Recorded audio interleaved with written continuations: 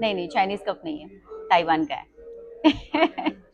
Anyway, मैं ना बहुत समय से ये सुनते आ रही हूँ और काफ़ी लोगों से सुना है, अपने जान पहचान वालों से भी सुना है। मेरे एक मित्र हैं जो नेवी बैकग्राउंड से हैं, उन्होंने भी मुझे ये बात बताई थी कि अगर आपका शिप चाइना में है और वहाँ से आपको ताइवान जाना है तो डायरेक्टली आप नहीं जा सकते, आपको वाया जापान होकर जाना पड़ता है, वो भी पेपर वर्क करके। मतलब आप ताइवान से जापान जाए, सॉरी चाइना से जापान जाएंगे, वहां से बकायदा पेपर वर्क होगा कि आपकी जो शिप है वो जापान से ताइवान जा रही है, ना कि चाइना से डायरेक्टली ताइवान जा रही है। तो इस तरह की बहुत बड़ी बात है। फिर अभी रिसेंटली एक कहानी पढ़ रही थी, एक ताइवानी व्यक्ति ने एक भारतीय मित्र से बेसिकली वो बात बताई कि क्यों क्यों ताइवान के लोग हम भारतीयों से कंफर्टेबल नहीं होते, थोड़े से चिड़चिड़े से होते हैं, या आम भाषा में कहूँ तो इग्नोर करते हैं, ज़्यादा हमें तवज्जो नहीं देते, रिस्पेक्ट नहीं देते।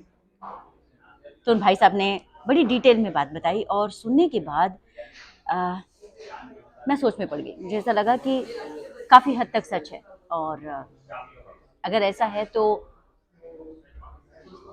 उनका हमसे चिढ़ना जायज़ है।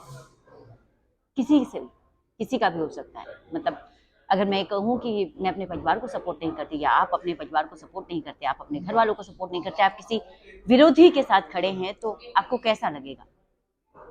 बस ऐसी ही कुछ कहानी।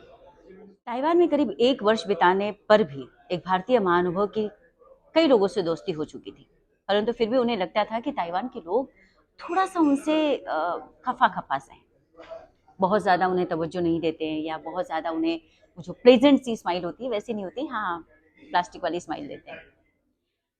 फाइनली एक दिन उन्होंने अपने एक मित्र से पूछ ही लिया। ताइवान वाले दोस्त ने पूछा, 200 वर्ष राज करने के लिए कितने ब्रिटिश भारत में आए थे। भारतीय व्यक्ति ने कहा कि लगभग 10,000 रहे होंगे। और उस समय के जनगणना के हिसाब से या जानकारी के हिसाब से, खैर मैं कहानी पे आती हूँ। भारतीय व्यक्ति ने कहा कि 10,000 होंगे। ताइवानी व्यक्ति ने कहा कि तो फिर 32 करोड़ लोगों को यातनाएं किसने दी, या आपके अपने ही लोग थे ना। हिंदुस्तानी व्यक्ति के कान खड़े हो गए। पहला सवाल। तो जब जनरल डायर ने कहा था कि फायर, तब 1300 निहत्थे लोगों पर गोलियां किसने दागी थी। उस समय तो ब्रिटिश सेना वहां थी भी नहीं। क्यों उनमें से एक भी बंदूकधारी, सबके सब भारतीय होने के बावजूद, क्यों उनमें से एक भी बंदूकधारी ने उलटकर सीधे जनरल डायर को गोली क्यों नहीं मारी। हमारे इतने सारे भारतीय ब्रिटिश सेना में थे, और उनके एक फायर कहने पर 1300 निहत्थे लोगों पर गोली चला दी गई। उसमें से एक ने भी हिम्मत की होती तो शायद वो सारे निहत्थे बच सकते थे।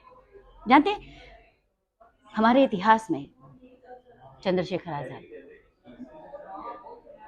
भगत सिंह जी, इनको हम इतनी रिस्पेक्ट क्यों देते हैं, इतना सम्मान क्यों है उनका, उनके सामने नतमस्तक क्यों होते हैं। उनके विषय में पढ़कर जाकर जुनून जागता है, शायद इसलिए क्योंकि उन्होंने अकेले शुरुआत की थी, लोग तो बाद में जुड़े। खैर कहानी पे आती हूँ। क्यों एक भी बंदूकधारी ने पीछे मुड़कर जनरल डायर को क्यों नहीं मारा। फिर ताइवान के उस व्यक्ति ने हमारे भारतीय व्यक्ति से पूछा कि अच्छा चलिए एक और बात बताइए, कितने मुगल भारत आए थे और उन्होंने कितने साल भारतवर्ष पे राज्य किया। भारतीय व्यक्ति फिर से चुप थे। सिर्फ राज ही नहीं किया, बल्कि बहुत से भारतीयों को उनके अपने ही धर्म के खिलाफ खड़ा कर दिया। और वही भारतीय थे जो कुछ पैसों के लालच में आकर अपनों पर ही अत्याचार करने लगे, अपनों के साथ ही दुर्व्यवहार करने लगे। फिर ताइवानी व्यक्ति ने कहा कि मित्र ये बताइए कि जब आपके अपने ही लोग कुछ पैसों के लिए आपके अपने ही लोगों को सदियों से मारते आ रहे हैं, आपके स्वार्थी, धोखेबाज, दगाबाज, मतलब परस्त, आपके अपने लोग दूसरों से यारी और अपने भाइयों से गद्दारी कर रहे हैं।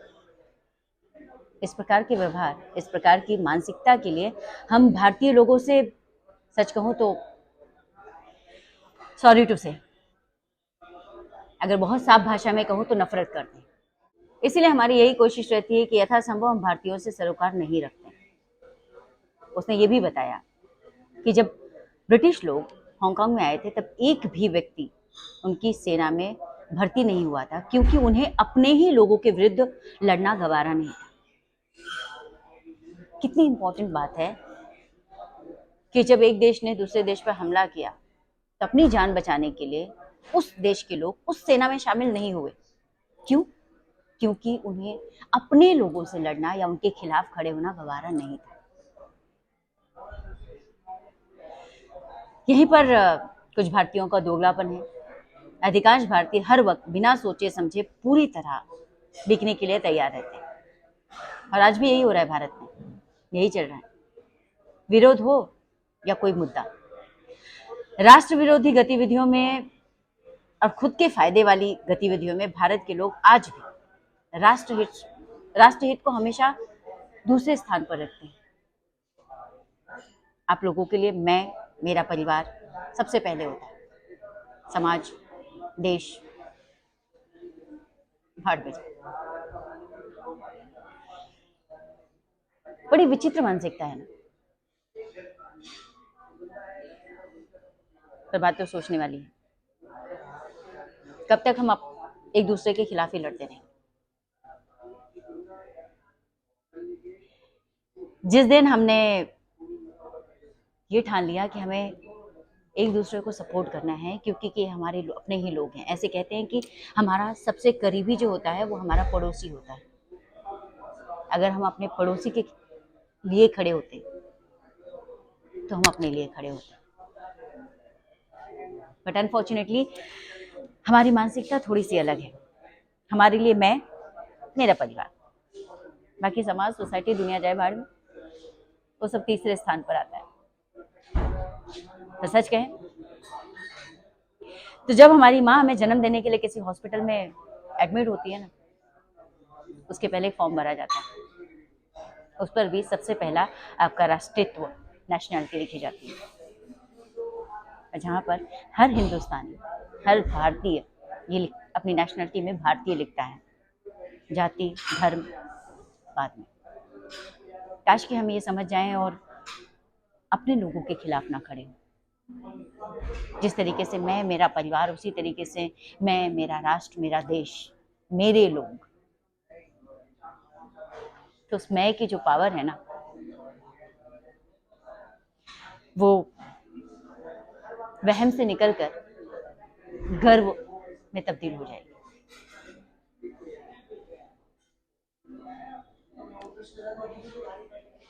इसे कोई भी मोड़ सकता है, इसे नहीं तोड़ सकते। The power of unity. खैर, ये तो हुई ताइवान की बात। अगले एपिसोड में अगली बार कुछ नया लेकर आऊंगी, कुछ नया सुनेंगे। बहुत सारी कहानियां हमारे आसपास जिसे हमने सुनी भी होती हैं, जानी भी होती हैं, पर शायद एग्जैक्टली पता नहीं होता।